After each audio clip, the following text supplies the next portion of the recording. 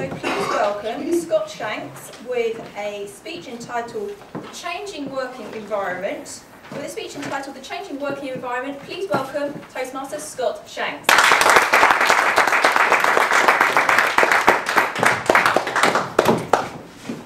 Well, my speech is on the changing working environment, and I'm not talking about cultural change, and I'm also not talking about the difference between countries. I can give you an example of that.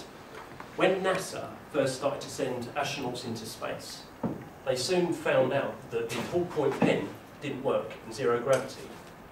So after about a decade of development, and then after probably about $12 billion, they developed a pen which writes underwater, writes on glass. It can work in temperatures from below freezing to 300 degrees, and it works in zero gravity. Whereas the Russians, now they just use a pencil. This is Toastmaster, fellow Toastmasters, and very welcome guests. So my speech is on changing working environment, and it's over time. Now my motivation for this speech comes from my daughters. So I'm trying to think, what skills can I teach my daughters that they can develop during their senior school, and then they can master during university? And hopefully when they get into their work, they can then rocket through the ranks. Send them to the schools coming here next week. So what skills will we need in 10 to 15 years' time? And to get to that, what I'm going to do is I'm going to talk about the workplace of the past, I'm going to talk about the workplace of the present, and then we're going to draw some assumptions for the workplace of the future. So, what constituted work about 50 years ago in the industrialised world? Well, that would have been assembly line, make it and pack it kind of activities. Work was self-evident. Fields had to be ploughed, machines had to be tooled, boxes had to be packed, cows had to be milked, and then widgets had to be cranked. You knew what the work was, and you could see it very clearly defined. I'll give you an example. I'm reading Alan Sugar's book at the moment, and he talks in the first couple of chapters about his father.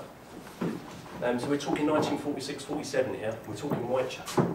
His father was a tailor, and on a Friday, you would go and pick up your paycheck and quite often find out that you didn't have any work for the rest, or for the next week.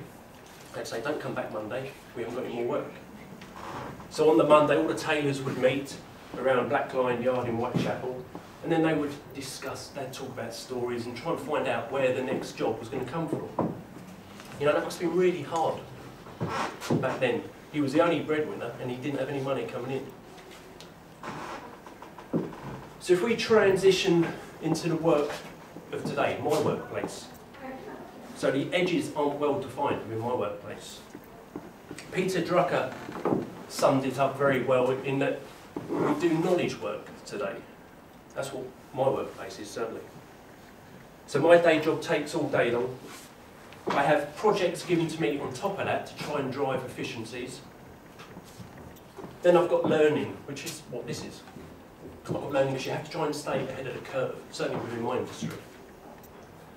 The time management skills taught 10 years ago don't work today within my industry. You have to have a new system. Now, David Allen wrote a book on Get the Edge, and it's about stress-free, pressure-free productivity. So a bit topical, as we've just won the Ashes, Keith Miller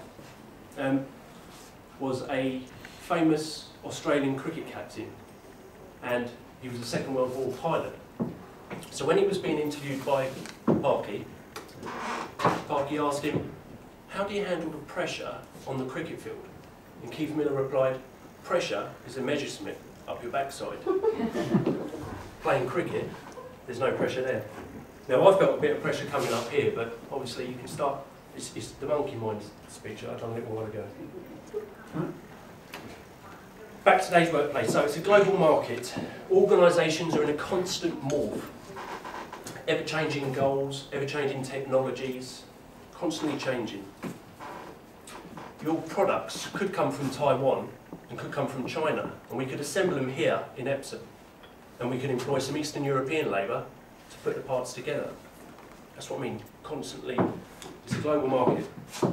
So I work daily with IBMers from all over the world, and we're not using a telephone anymore, we're using instant messaging, so you can have 4 chats going on at the same time. That also helps with the translation. You don't get so many accents in. So let's move on to the workplace of the future. So I believe networks are going to be key. We're all part of a network here. Hands up if you've got a Facebook account. That's probably 3/4, near enough everyone. Hands up if you're a member of LinkedIn. So you can see these networks that we've already got. I believe networks are going to be even more important in the future. Speaking Mandarin, there's 1 billion Chinese people, growing economy, can't be wrong. Confidence. And with the use of instant messaging, I think the public speaking is going to be a very key skill to have in the future. So, to close, we've discussed the workplace of the past, with its widgets and its Friday layoffs.